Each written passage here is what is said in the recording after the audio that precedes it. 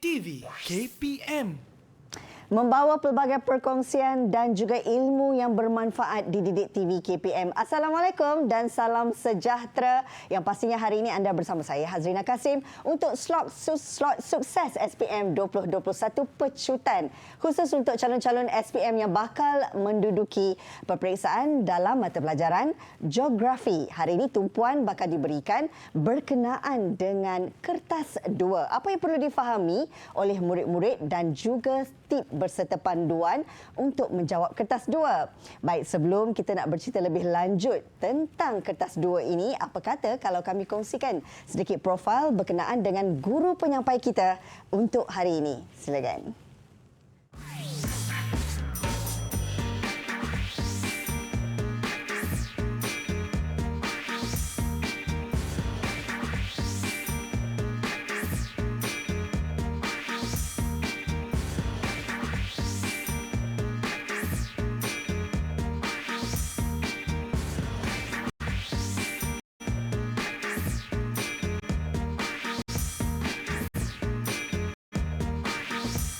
Okey, itu dia tadi serba sedikit profil berkenaan dengan guru penyampai kita untuk hari ini. Manis senyumnya. Dari Kuantan Pahang, kita nak berkenalan bersama dengan Cikgu Kamaruzaman Yusof. Assalamualaikum, apa khabar Cikgu? Waalaikumsalam. Okey, Cikgu daripada Sekolah Menengah Kebangsaan Tengku Panglima Perang Tengku Muhammad Kuantan Pahang. Hari ini kita nak memberi fokus Cikgu terhadap mata pelajaran geografi kertas 2 khusus untuk calon-calon SPM yang bakal menduduki kertas geografi ini. Betul. Baik Cikgu, sebelum kita nak bercerita lebih lanjut tentang kertas 2 ini, kita juga mungkin nak kongsikanlah bila sebut tentang mata pelajaran geografi ini kan Cikgu? Ya. Mungkin ramai dalam kalangan kita sebenarnya dia terfikir kalau geografi mesti ada iklim, mesti ada bentuk muka bumi. Jadi sebenarnya mata pelajaran geografi ini apakah skopnya Cikgu? Okey. Bismillahirrahmanirrahim. Assalamualaikum warahmatullahi wabarakatuh. Assalam. Okey, Rina pun baik hari ini ya. Alhamdulillah Cikgu. Okey, geografi ni Rina, dia ada dua. Geografi fizikal, geografi manusia. Okey. Okey, yang Rina tanya pasal cuaca dan iklim tu kita panggil geografi fizikal. Okey. Dan hari ini kita nak kupas dua-dua, fizikal dan manusia. Okey. Baik. Okey, itu secara asasnya. Ya. Ada geografi fizikal, ada juga geografi manusia. Baik Cikgu, kita tak nak melengahkan masa lagi. Calon-calon SPM pun dah bersedia bersama Betul. kita hari ini kan. Nak bersama-sama mengetahui antara tip dan panduan untuk menjawab kertas soalan ini. Terlebih dahulu Cikgu, kita mulakan dulu dengan format kertas 2 ini dan bagaimana sebenarnya untuk calon-calon ini skor dengan markah yang cemerlang. Silakan. Okey, terima kasih Rina. Sama-sama. Okey, calon-calon, saya mohon ambil pen, ambil pensel ataupun kertas untuk kita catat isi-isi penting yang akan saya bincangkan pada hari ini. Okey. Baik. Kita panggil pecutan lah ya. Untuk geografi kertas 2, 2280/2. Okey, kita tengok untuk kertas 2 ini, tarikh yang kita akan jumpa nanti ialah pada 22 Mac. Masa yang kita jumpa 2:30 petang. Tempoh menjawab 2 jam 30 minit untuk kertas 2. Dan cakupan soalan ada bahagian A, B dan C. Okey. Baik, kita tengok format instrumen SPM Geografi bermula tahun 2021. Okey. Dia ialah ujian bertulis. Dia ada dua, subjektif respon terhad dan subjektif respon terbuka. Okey, kita tengok bahagian A, 30 markah terdiri daripada soalan struktur peta topografi. Okey. Yang ni kena jawab semua soalan bahagian A.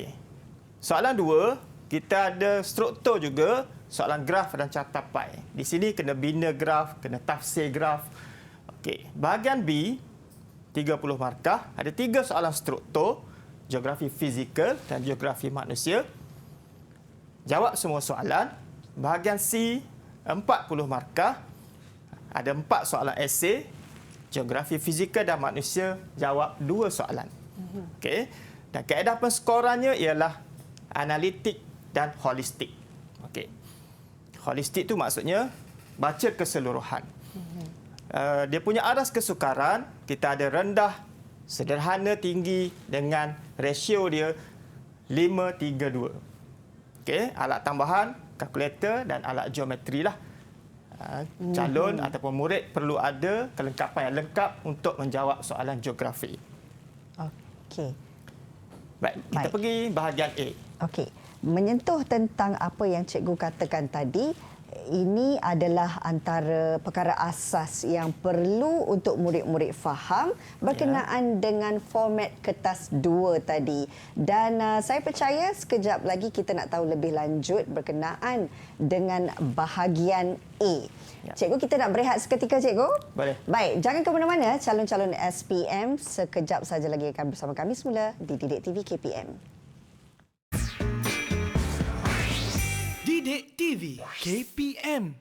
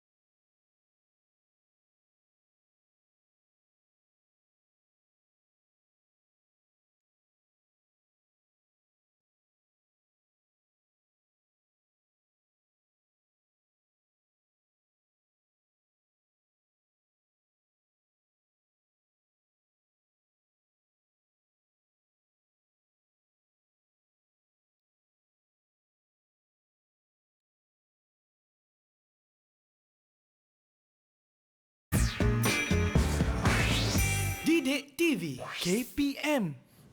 Bertemu kembali untuk sukses SPM 2021, pecutan bagi calon-calon SPM yang pastinya hari ini fokus diberikan terhadap mata pelajaran geografi kertas 2. Bersama dengan Cikgu Kamarul Zaman, kita nak tahu berkenaan dengan bahagian A kertas 2 ini yang dikatakan merupakan soalan kemahiran geografi. Baik Cikgu, apa yang perlu murid-murid dan juga calon-calon SPM ini faham tentang bahagian ini? Silakan. Terima kasih Rina. Okey, bahagian A kemahiran geografi 30 markah ini dia ada dua soalan. Soalan peta topografi dan soalan graf. Untuk 1 jam ini, tempoh kita bersiaran ini, saya cuma bincangkan hanya peta topografi. Okey. Soalan-soalan yang berkaitan dengan peta topografi, calon perlu tahu RG 6 angka, nilai ketinggian, arah lokasi, bearing, jarak, keluasan, ciri fizikal, ciri budaya dan mentafsir peta. Okey, kita pergi yang pertama. Rujukan grid 6 angka. Soalan ini popular, selalu masuk dalam peperiksaan SPM. Nyatakan rujukan grid bagi rumah ibadat dalam segi 4 grid di bawah. Okay, kita kena tahu maksud rumah ibadat kat sini ialah yang saya bulatkan itu kuil lah. Okey. So, kita rujuk penjuru barat daya untuk dapatkan rujukan grid dia. Tentukan nilai garisan timuran 29. Ini ialah garisan timuran 29. Tentukan nilai garisan utaraan 23. Ini ialah garisan 23. Utaraan 23. Okey. Anggaplah dalam petak ini ada 10 petak kecil. Okey, kira bilangan petak kecil. So, kita kira 1, 2, 3, 4. Dia ada 4 kat situ. Utaraan pun sama. Ada 4 petak. Maka, RG 6 angkanya ialah 294, 234. Okey. Baik. Yang kedua, ketinggian. Okey. Dalam peta topografi, kita ada beberapa bahagian yang menunjukkan kawasan itu tanah tinggi, tanah pamah. So, kita nak tahu apa simbol bagi ketinggian. Biasanya ada 4 cara melalui stesen trigonometri, tanda tinggi, tanda aras dan garisan kontur. Okey, soalan. Berapakah nilai tertinggi di timur garisan timuran 58? Okey, macam mana nak jawab? Pastikan pelajar tengok garisan timuran 58 di sini. Okey. Di timur. Timur kalau kita tahu arah. Kalau saya buat ulam, timun, sambal, belacan. Senang nak ingat. Ya, betul. So timur sebelah kanan, kan? Sebelah kanan kita. Jadi apa saja yang berada di sebelah kanan, kita carilah nilai tertinggi dia. Baik. Mungkin dekat sini. Okey. Sekarang ada 3 tempat. Satu lagi di sini dan satu lagi di sini. So kita cari yang tertinggi. Okey, jawapan dia di sini ialah 482. Sini ya. Jawapan dia. Okey. Ada juga calon yang buat 814, dia ambil kat sini. Kalau banding 2 tempat ni, 814 lebih rendah. So bukan jawapan dia. Ada juga calon buat Bukit Bintang. Di sini nama dia Bukit Bintang. Betul lah lokasi dia, tapi dia bukan nak nama, dia nak berapakah nilai. Okey. Dan ada juga pelajar ataupun calon buat Bukit Sentosa. Jadi yang ini salah lah. Yang ini salah. Okey. Baik. Tadi kita dah belajar RG 6 angka. Berapa RG 6 angka lokasi tersebut? Yang sini 606 902. Di kawasan di sini ialah 606 902. Okey. Okey ya, boleh? Boleh, cikgu. Saya pergi ke seterusnya ya, Rina. Silakan. Okey. Baik. Soalan bearing. Soalan bearing hampir setiap tahun keluar dalam SPM. Okey. So saya tekankan kat sini soalan bearing. Contoh soalan, berapakah bearing sudutan simpang jalan Kampung Dewan Megah RG 130868 dari Bukit Pari-Pari RG 141888. 2 markah kat sini ya. So, kita kena cari di mana dari dulu. Dari Bukit Pari-Pari. Di mana tempat Bukit Pari-Pari? Kita buat tanda arah di situ. Kita gariskan lokasi Bukit Pari-Pari dan Kampung Dewan Megah. Simpang jalan Kampung Dewan Megah. Okey. So kita letak protektor kat sini. Okey. Kat sini saya nak bagi tips untuk calon. Kalau bentuk protektor macam ni, saya mudah nak ingatkan calon, ini bentuk D terbalik. D terbalik. Okey, D terbalik. Dia ada satu cara lagi, yang sebelah sini kurang dari 180 darjah, saya panggil dia D. Okey. So, ada calon dia ambil terus 25.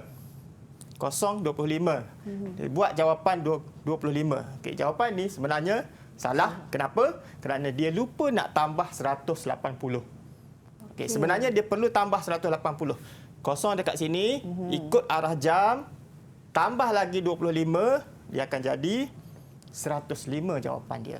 Okey, selalunya pelajar calon akan cuai di sini. Okey, kena hati-hati. Ini kemahiran geografi. Ada juga soalan jarak. Okey, contoh soalan, berapakah panjang Sungai Bayu dalam kilometer? So, kita kena cari jarak sungai. Tips dia kat sini, kalau sungai itu besar, kita ambil di tengah-tengah sungai. Okey. Jadi, langkah dia, kita kena kira dulu sama ada guna benang ataupun jalur kertas. Okey, ada jarak. Kita dapat kat sini lebih kurang 10.5 cm. Ini bukan jawapannya lagi. Okey. Kita perlu darab dengan skala iaitu 0.5 km. Jawapannya ialah 5.25 km. Kalau lupa nak tulis kilometer, biasanya ada di ruang jawapan kilometer.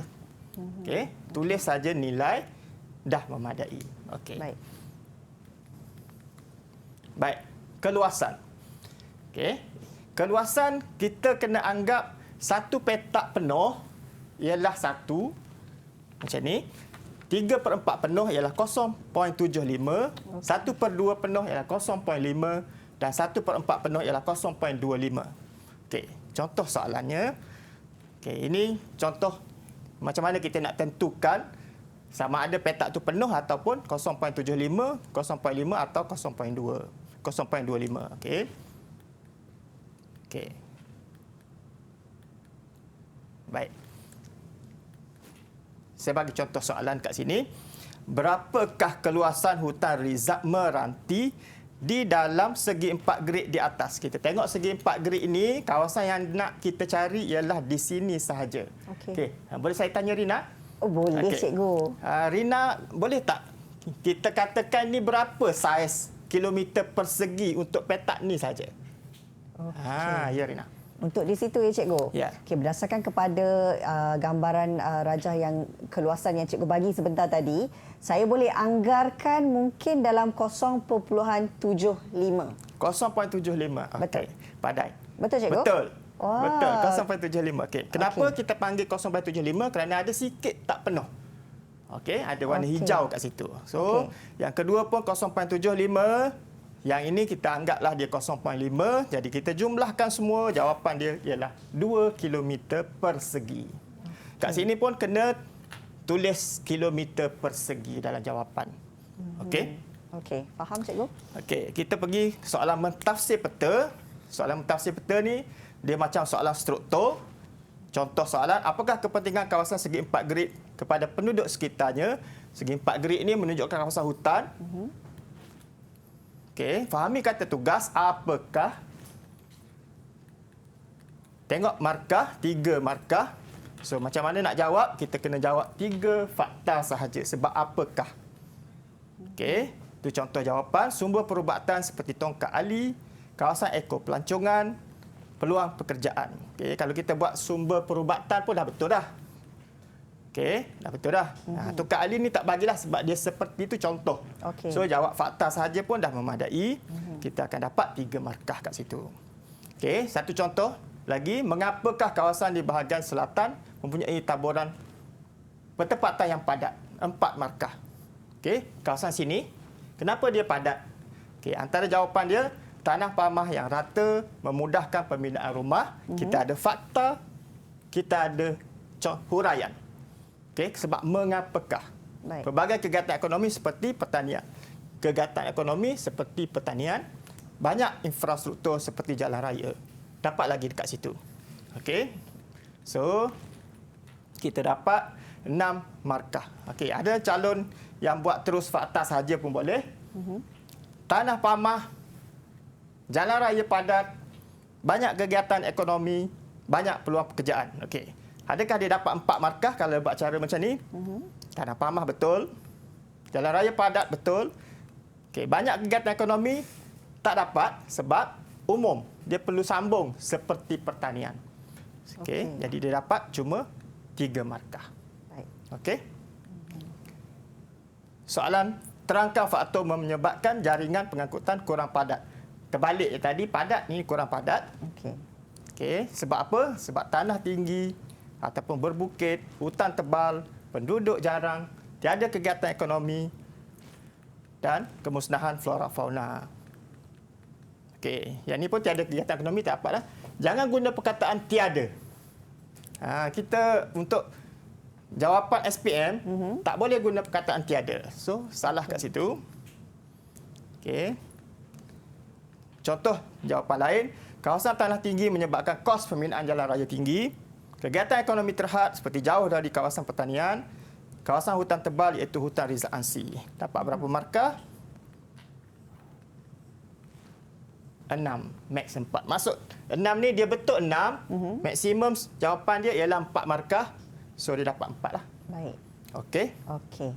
Itu menyentuh tentang bahagian A bagi soalan kemahiran geografi. Harapnya calon-calon SPM dapat penjelasan daripada Cikgu Kamarul Zaman dan pastikan anda sentiasa melihat bahawa soalan-soalan ini dari segi kata kuncinya ya Cikgu ya. Terangkan mengapakah itu yang penting untuk memberi jawapan berserta sama ada fakta memerlukan huraian atau fakta sahaja. Betul ya Cikgu? Betul. Baik, kita nak berehat seketika. Sekembalinya nanti di Didik TV KPM. Didik TV KPM.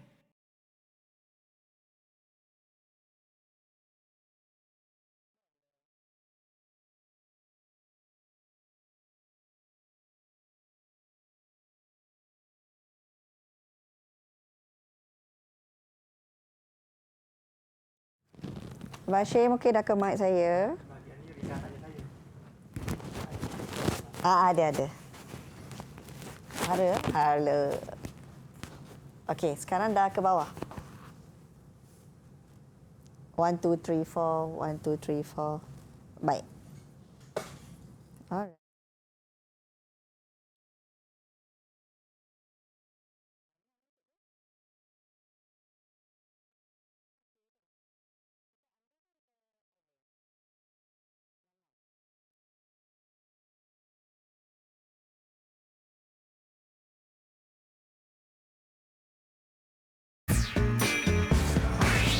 Didik TV KPM. Baik, terus bersama kami dalam slot sukses SPM 2021. Pecutan khusus untuk calon-calon SPM sekarang ini fokusnya terhadap mata pelajaran geografi kertas 2 bersama dengan Cikgu Kamarul Zaman.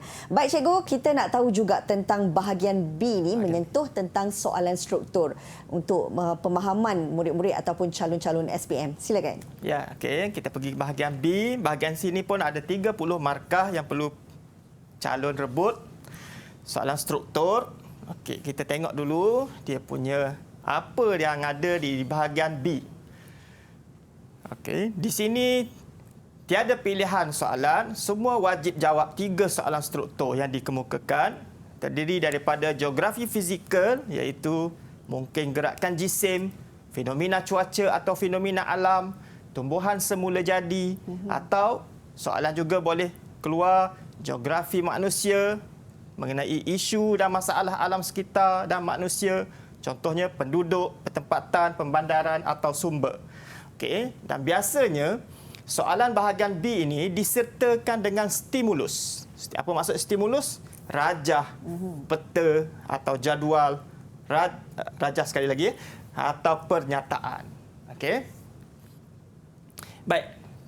Kita tengok macam mana kita nak dapat kata kuncinya daripada soalan yang kita baca. Okey, murid-murid kena tahu kata tugas. Yang pertama, nyatakan, berikan, apakah, senaraikan, namakan. Okey, kata tugas begini biasanya kita jumpa dalam soalan struktur ataupun esei. Markah dia 1, 2, 3 atau 4 markah. Saya fokus kepada 4 markah. Kita ambil fakta sahaja. Okey. Okey, kena tepat, fakta perlu tepat, tak perlu huraian, tak perlu contoh dan boleh tulis poin. Okey. Perskorannya analitik 4 fakta sahaja. Okey. Pergi ke yang seterusnya, jelaskan, terangkan mengapakah, bagaimanakah. Masih lagi soalan struktur atau esei. Biasanya soalan ini bernilai 3, 4, 5, 6, mungkin 7, mungkin 8 markah. Okey, saya fokus kepada soalan 4 markah. Sekiranya soalan itu 4 markah, calon perlu ada fakta dan huraian atau contoh. Atau bukan huraian dan contoh, atau contoh. Okey, perlu tulis fakta yang tepat, huraian secara ringkas tapi bermakna lah. Maksud saya, kalau nak hurai, biar ada mungkin 3 patah perkataan baru bermakna. Okey. Boleh bagi fakta sahaja kalau tak tahu hurai. Digalakkan tulis dalam bentuk ayat, tapi masih boleh menulis dalam bentuk poin. Okey, jadi calon mudahlah nak menjawab. Okey, cara nak skor, jawab 4 fakta ataupun jawab 2 fakta tambah 2 huraian. Okey, pergi yang ketiga, huraikan mengapakah, bagaimanakah, bincangkan, cadangkan. Yang ini soalan dia lebih tinggi sikit, lebih kebat. Okey, biasanya berada di soalan esei. 6 markah saya fokus. Okey. Macam mana nak jawab? Fakta, huraian, contoh sekali. Dia tak boleh bagi fakta sahaja, dia tak boleh bagi fakta huraian sahaja, dia kena sertakan dengan contoh. Sama, fakta mesti tepat, huraian perlu lengkap dan mendalam, contoh yang relevan, dan kat sini perlu tulis bentuk ayat. Okey. Perskoran dia boleh ada holistik dekat sini. Yang lain semua analitik. Kat sini kemungkinan jika pemarkahan dia secara rubrik, dia akan nilai jawapan calon sebagai holistik. Okey, secara holistik. Kena ada 2 fakta, 2 huraian, 2 contoh. Atau 1 fakta, kupas hurai-hurai biar mendalam, 3 huraian, letakkan contoh. Atau boleh juga 3 fakta, 2 huraian, 1 contoh. Ini cadangan cikgu lah. Calon boleh buat pelbagai cara. Ini cadangan cikgu. Cara kita nak skor 6 markah penuh. Okey. Baik, contoh soalan struktur dan bagaimana nak jawab. Soalan 3A. Nyatakan fenomena alam pada rajah di atas. Kita kaji gambar sumber yang stimulus yang kita ada. Kita nampak ada gerakan jisim mungkin. Jadi kita kena jawab. Yang betul dia tanah runtuh. Kena jawab satu je kat sini. Okey. Contoh, calon ingat tanah runtuh ke kesotan tanah. Dia ada satu nama lagi, kesotan tanah. Kalau pelajar tu tulis, calon tulis kesotan tanah, dia satu betul, satu salah, kedua-duanya salah. Okey, itu teknik dia ya. Baik. Jadi tulis hanya satu fakta yang tepat sahaja. Okey, kita pergi seterusnya. Mengapakah perubahan landscape pada rajah di atas? 3 markah. Okey, mengapakah? Biasanya soalan struktur pun ada garis panjang seperti esei. Dia kena tulis ayat lah. Saya cadangkan tulis ayat. Tapi masih boleh tulis point. Okey, ini contoh jawapan. Hujan lebat yang berterusan menyebabkan tanah menjadi longgar. Kekurangan pokok akibat pembalakan menyebabkan akar tidak dapat mencengkam tanah. Kita tengok berapa dia dapat. Hujan lebat berterusan, 1 markah. Tanah menjadi longgar, huraian. Sebab ada mengapakah, maka dapat 2 markah untuk 1 ayat. Okey. Kekurangan pokok akibat pembalakan menyebabkan akar tidak dapat mencengkam tanah, dia dapat lagi 2 markah. Okey, dan tambah lagi 1, akar tidak dapat mencengkam tanah tu dapat lagi 1 markah. Okey. Okey. 5 max 3 lah. Markah dia 3 saja kan? Okey. Calon yang kedua ni dia jawab fakta saja dalam bentuk point. Saya kata tadi boleh tulis ayat, boleh tulis point. Ikut keselesaan lah. Yeah. Selalunya pelajar cemerlang dia akan tulis ayat. Okey, yang sederhana dia tulis point. Ikut mudah. Markah dia lebih kurang sama. Hujan lebat berterusan, kekurangan pokok, pembinaan jalan raya, aktiviti pertanian di cerung bukit. Okey, semua betul kat sini. Dia dapat 4 max 3. Markah tetap 3 markah. Okey. So pilihlah yang mana calon rasa selesa untuk menjawab. Terangkan kesan kejadian tersebut terhadap manusia dan alam sekitar. Kesan, implikasi, kesan, samalah. Okey, boleh tulis dalam bentuk point. Bila ada terangkan. Kesesakan lalu lintas disebabkan laluan terhalang. Habitat flora dan fauna musnah. Kemusnahan infrastruktur seperti jalan raya. Kat sini, calon ini dia bagi fakta, dia bagi huraian. So, dapat 2. Ini pun ada 2 fakta kat sini. Ini pun ada fakta. Seperti ini, dia jadi sebagai huraian. Okey. Okey, contoh sebagai huraian. So, dia dapat 5 max 3 markah. Okey, boleh juga tulis begini, kemusnahan alam sekitar. Kita tengok betul tak? Berlaku tanah runtuh, kehilangan nyawa, harta benda musnah. Okey, kenapa saya tak bagi kemusnahan alam sekitar? Sebab dalam soalan dia sebut kesan terhadap alam sekitar. Jadi calon ni mengulang balik soalan. So dia tidak menjawab soalan. Okey. Berlaku tanah runtuh pun salah. Memang fenomena tadi ialah tanah runtuh. Yeah. Dia tanya kesan. Ramai calon yang keliru jawapan tu.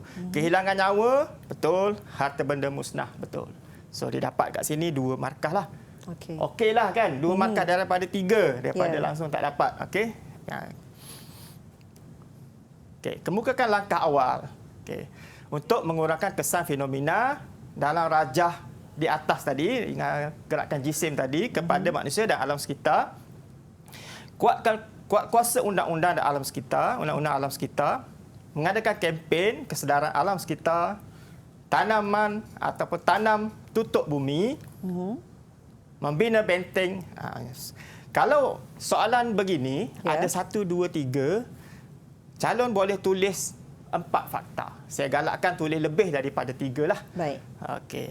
So, Calon ni dapat 4 markah tadi. Dapat 3 lah maksimum. Okey, seterusnya ini stimulus foto. Okay. 3 ciri tumbuhan semula jadi dalam rajah. Kita kena tahu apa nama tumbuhan semula jadi ini. Dia ialah hutan hujan tropika. Okay, hutan yang ada di Malaysia. Jadi cirinya boleh tulis terus point malah hijau, berakar banig, tinggi 40 hingga 50, berdaun lebar. Okay. Jelaskan kepentingan lapisan X terhadap ekosistem. Ekosistem dalam rajah 4 markah. Okey, soalan ini nak jelaskan. Kata kuncinya ialah jelaskan. Dan lapisan X, habitat hidupan liar seperti burung enggang dan monyet, membekalkan sumber air, menyederhanakan suhu, membebaskan oksigen dan menyerap karbon dioksida. Berapa markah dia dapat? Kat situ dapat 1. Contoh untuk huraian dapat 1. Membekalkan sumber air tak dapat sebab kawasan ini dia tak bekalkan sumber air. Lapisan lantai yang membekalkan sumber air. Okay. So kena hati-hati, soalan dia perangkap lapisan X sahaja yang dia tanya. Okey, yang lain tu betul. Baik, dia akan dapat masih 4 markah lah sebab dia bagi lebih. Ya. Okey. Terangkan bagaimana aktiviti manusia menjejaskan biodiversity. Biodiversity ni maksudnya seperti ekosistem juga. Okey, kena sebut aktiviti manusia.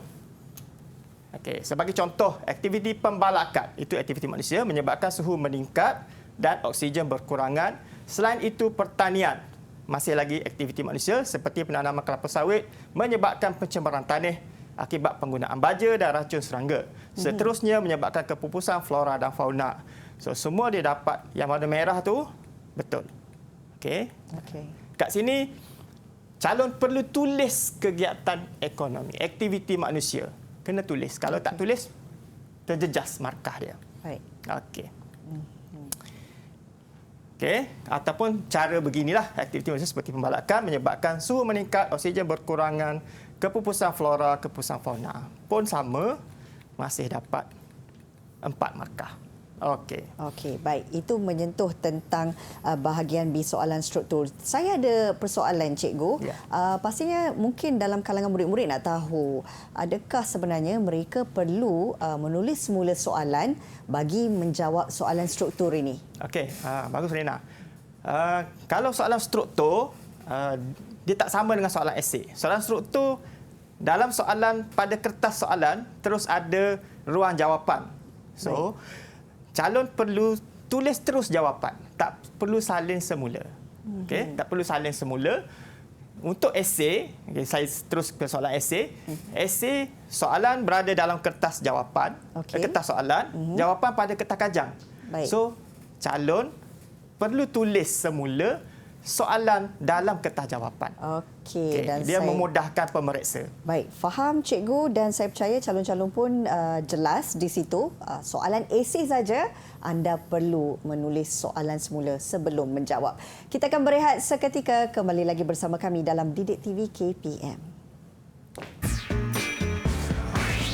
Didik TV KPM.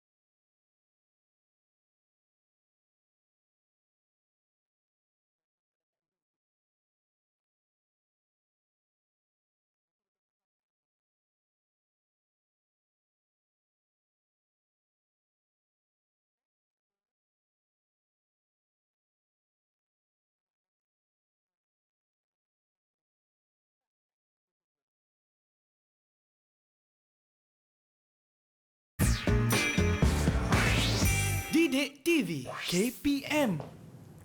Sukses SPM 2021 pecutan kembali lagi menemui anda. Pastinya hari ini kita nak memberi fokus kepada calon-calon SPM yang bakal mengambil kertas peperiksaan mata pelajaran geografi. Kita nak beri tumpuan ketika ini untuk bahagian C, soalan esei. Baik, Cikgu Kamarul Zaman, pastinya calon-calon ingin mengetahui antara teknik dan juga tip bagi untuk mereka skor bahagian ini. Silakan. Baik Rina, terima kasih. Bahagian C lah paling besar markahnya. So, calon kena bagi tumpuan lebih dekat sini. Soalan esei 40 markah. Ada 4 soalan esei. Setiap satu soalan 20 markah. Calon hanya perlu jawab 2 soalan sahaja yang diyakini boleh menyumbang markah maksimum. Daripada 4, nak pilih 2, bukan senang. Betul. Nak pilih tu, masa terhad. So, kena cari yang betul-betul maksimum untuk dapat markah terbaiklah. Terdapat beberapa pecahan yang saling berkaitan. Pecahan soalan yang saling berkaitan. Pemilihan soalan yang tepat amat penting bagi memastikan calon boleh menjawab dan menguasai soalan dengan baik. Tips saya dekat sini, ada 4 soalan. Baca semua 4-4 dulu. Okey, baca semua 4-4, pergi balik katalah soalan nombor 6. Baca soalan nombor 6, baca soalan nombor 7, nombor 8, nombor 9. Pergi semula soalan nombor 6, keluarkan fakta-faktanya dahulu. Lepas tu bandingkan antara 6, 7, 8, 9, yang mana lagi banyak. Yang calon rasa dapat markah banyak. Okey? Baik. Soalan esei ada 40 markah, terdiri daripada geografi manusia dan fizikal juga, tapi lebih banyak geografi manusia. Contoh geografi manusia kat sini ialah penduduk, pertempatan, sumber, kegiatan ekonomi, cuaca dan iklim dan tumbuhan semula jadi ialah geografi fizikal. Okey, dalam soalan esei ada soalan mungkin peta Malaysia ataupun peta dunia. Okey, ini sebab format KSSM ni baru tahun ni. Okey. So kita tak pastilah dia duduk di soalan nombor berapa. Baik. Saya rasa mungkin adalah soalan peta Malaysia atau peta dunia. Soalan pemarkahan, ada pemarkahan berbentuk rubrik. Biasanya soalan tanya tentang pendapat, nak kesan macam mana soalan tu pemarkahan rubrik. Biasanya ada cadangkan, mengapakah, huraikan. Okay. Di sini juga ada stimulus, macam soalan struktur tadi. Ada rajah, ada peta, ada jadual, ada pernyataan. Baik. Okay. Baik, kita tengok bentuk-bentuk soalan esei. Soalan tanya faktor. Biasanya soalan dimulakan dengan mengapa, mengapakah, sebab. Okey, faktorlah tu. Okey, yang kedua, dia boleh tanya tentang kepentingan, sumbangan, kesan ataupun sama ada kepada manusia atau alam sekitar. Dan langkah. Okey, apa usaha? Cadangkan biasanya langkah-langkah, usaha-usaha. Okey, ada juga mungkin soalan itu akan tanya wajar atau tidak wajar. Okey, rasanya bentuk soalan beginilah yang akan ditanya dalam soalan esei. Okey, ini contoh yang pertama. Mungkin dia bagi stimulus peta. Soalannya ialah nyatakan faktor mempengaruhi kepadatan penduduk di kawasan P. P di sini P dalam peta di atas. Okey. Macam mana cara nak jawab? Macam struktur juga, fahami kata tugas, nyatakan. Tengok markah dia, wajaran markah dia 4 markah. Okey. So kita kena jawab. Kalau nyatakan 4 fakta. Tak perlu hurai, tak perlu contohlah. Kalau nyatakan. Okey. Faktor yang mempengaruhi penduduk di kawasan P ialah tanah pamah yang rata, banyak peluang pekerjaan, banyak kawasan perindustrian, kemudahan jalan raya yang baik dan banyak kemudahan infrastruktur. Okey. Kalau kita tengok kat sini, saya cadangkan jawapan calon perlu tulis bentuk ayat. Okey. Okey. Soalan kedua, mengapakah kawasan bertanda Q mempunyai kepadatan penduduk yang jarang? Penduduk kuranglah Q di sini. Kita kena tahulah P itu apa, Q itu apa. Okey. P ini Lembah Kelang, Q di pedalaman Sarawak, ada banjaran gunung kat situ. Okey. So, kita perlu jawab 2 fakta, 2 huraian atau boleh juga nak jawab 4 fakta. Tapi kena tulis ayat. Contoh, cadangan jawapan. Kawasan Q berpenduduk jarang kerana, okey, ni tadi yang Rina tanya tadi, perlu tak tulis semula soalan? Ya. Okay. Kita tulis intro sikit. Okey, intro supaya pemeriksa tengok dia tahu soalan apa yang ditanya. Okey, baru masuk kepada fakta. Baik. Kawasan hutan tebal, kawasan ini ada hutan tebal, bergunung ganang yang menyukarkan pembinaan pertempatan. Selain itu, ini penanda wacana. Okey, untuk soalan esei, bila nak sambung ayat, cantiklah kalau kita ada penanda wacana. Yeah. Kemudahan infrastruktur seperti jalan raya terhad, seterusnya peluang pekerjaan terhad. So, kat sini ya, kita dapat 4 fakta ataupun 2 fakta, 2 huraian. Okey. Okey. Soalan seterusnya. Jelaskan kesan fenomena cuaca di atas terhadap penduduk. Okey, jelaskan 4 markah. Okey, kata kunci kat sini fenomena cuaca terhadap penduduk sekitar. Dia ada 2, terhadap penduduk, terhadap alam sekitar. Soalan ini hanya fokus terhadap penduduk. Baik. Kita tengok gambar stimulus ni. Apa jawapan dia?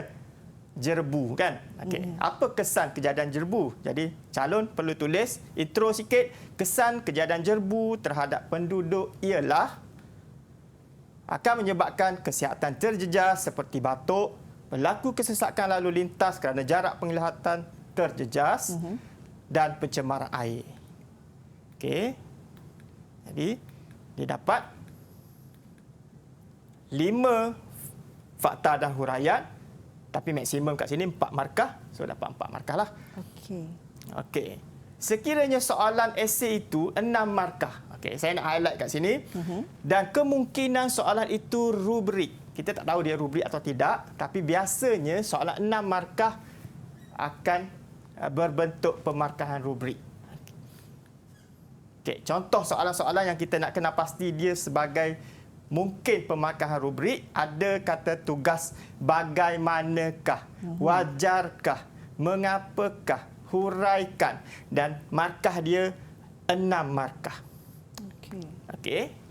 Calon kena pastilah 6 markah macam mana cara jawab, 4 markah macam mana cara jawab. Okey.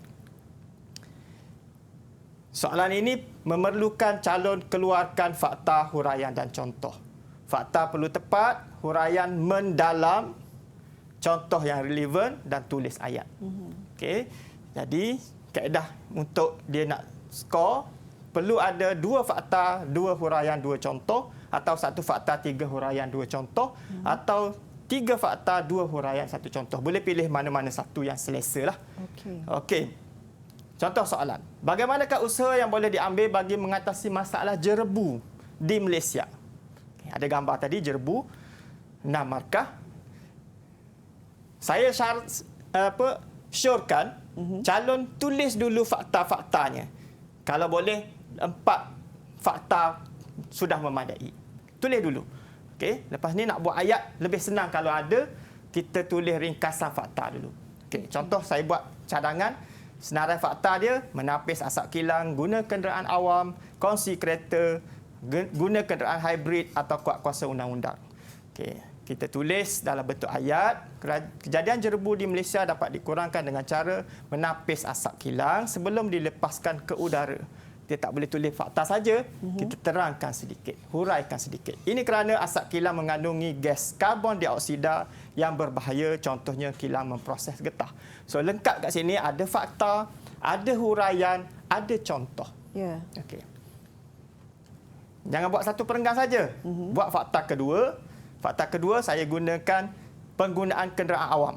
Selain itu, penggunaan kenderaan awam seperti transit aliran ringan atau boleh tulis juga LRT dan berkongsi kenderaan juga dapat mengurangkan pelepasan asap yang menyebabkan jerbu. Okey, kat sini ada 2 fakta. Dua-dua boleh diterima.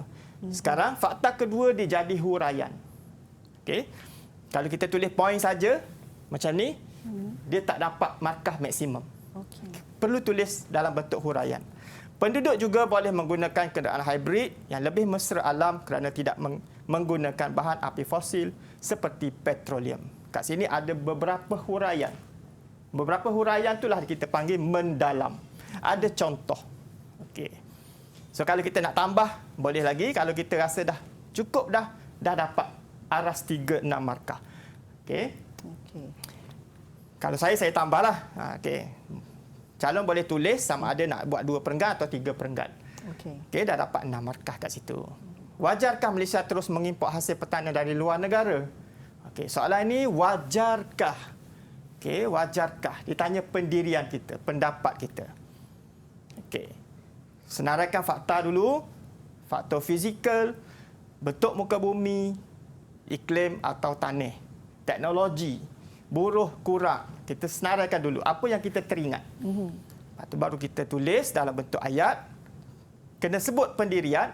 Pada pendapat saya wajar kerana hasil tanaman yang diimport tidak dapat ditanam di negara kita disebabkan bentuk muka bumi, iklim dan tanah yang tidak sesuai. Ada tanaman tak boleh tanam kat Malaysia kan, Rina? Ya. Padi bolehlah, gandum macam mana nak tanam kan? Betul. Tak sesuai. So, kita perlu import. Sebab tu calon ni tulis wajar import hasil pertanian. Okay, contohnya gandum kena ada beriklim sederhana seperti di Amerika Syarikat. Okay.